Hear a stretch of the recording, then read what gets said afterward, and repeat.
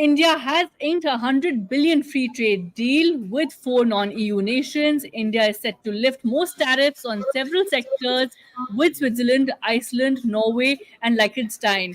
India and the European Free Trade Association deal is to help boost trade and investments. It will help boost trade and investments across the board, many feel. To decode this further, we are joined by Mr. Jaijit Bhattacharya. He is the director at Center for Digital Economy Policy Research and someone who tracks economies and policies very, very closely. Thank you for your time and thank you for doing this for us and our viewers. To begin with, why is this deal so significant? India has been reluctant to get into free trade agreements for quite some time. We had signed free trade agreements with Korea, with Japan, with ASEAN, and every time we signed an agreement, we ended up losing in that. We would end up importing far more, and our exports would reduce. This is an agreement that has taken quite some time to come in. Over 15 years it took for this agreement to fructify, but it's been crafted in a manner that it's a win-win for both the EFTA countries as well as India. So we hope we will not end up losing when we sign this agreement, which we have already signed, and we will equally gain as much as the EFTA countries will do. So it's a balanced agreement rather than a one-side agreement, which is what we have been signing earlier. And therefore, this is really a landmark, and also an important component of this agreement is that it promises $1 billion of investment coming in the next 15 years. And that's very, very significant. We have not had any such free trade agreements earlier, which also had a component of compulsory or mandatory investments coming in. Those investments are supposed to create 1 million jobs in this country, which is humongous. And this is direct jobs. It's not about the indirect jobs that the rickshaw puller will get or the transportation person will get. This is direct paying jobs that we created. And therefore, it's very, very landmark. It will also become a template for future such agreements.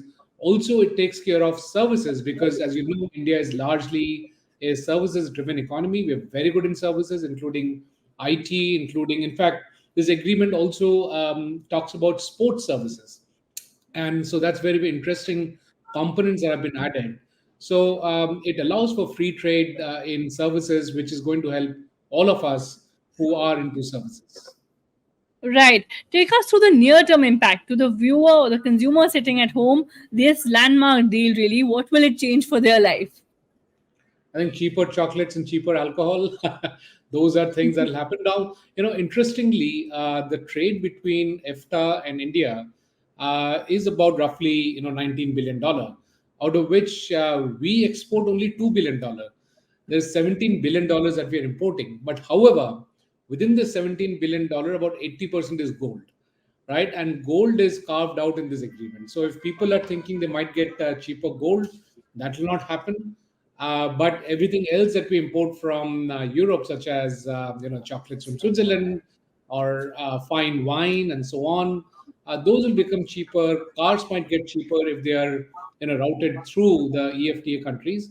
Although none of the 4 countries, which is Liechtenstein, Switzerland, Norway, Iceland, they're not really car producing countries, but they can have subsidiaries of other European car makers such as Mercedes or Peugeot and so on, and then they can start manufacturing cars in India and might be able to get some benefits, which means that there'll be cheaper cars that will also coming in, and especially the more expensive German cars. If the leverage is agreement, they'll be able to sell cheaper in India. Right. Very interesting for the viewer and the consumer sitting at home to be able to relate to, from chocolates to fine wine to the cars, like you mentioned. But any timeline we have for the impact of this deal, really? When will they see these cheaper rates? It takes time. The draft of the agreement was just released yesterday. People are still pouring through it. Companies needs to get aligned. So when free trade agreements are being negotiated, they are strictly under wraps. So the corporates don't have visibility to what's really going on. So nobody is really prepared for this agreement. So it'll take at least 6 months to a year before we really start seeing some of the benefits coming in. But things like chocolates will be easier to take care of because they're easier to transport. So those who've got a sweet tooth will really find this to be a good deal. But I also am hoping that the reverse will happen, that we'll be able to sell our chocolates into Europe because we are quite cost competitive. We also have very good chocolates. So I'm hoping that it will not be just us having the European chocolates. I hope the Europeans also get a taste of Indian chocolate. That's right, and Atmanirbharta and Make in India there coming in as well.